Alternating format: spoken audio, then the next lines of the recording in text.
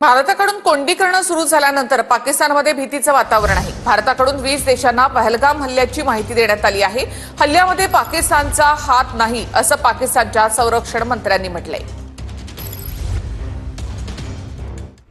कोंडी सुरू, पाकिस्तानात भीतीचं वातावरण, 20 देशांना भारताकडून हल्ल्याची माहिती। भारताच्या कारवाईच्या घोषणेनंतर पाकिस्तानात भीतीचं वातावरण। पाकिस्तानचे संरक्षण मंत्री ख्वाजा आसिफ यांनी पाकिस्तानचा हल्ल्यामध्ये कोणताही सहभाग नसल्याचं म्हटलंय।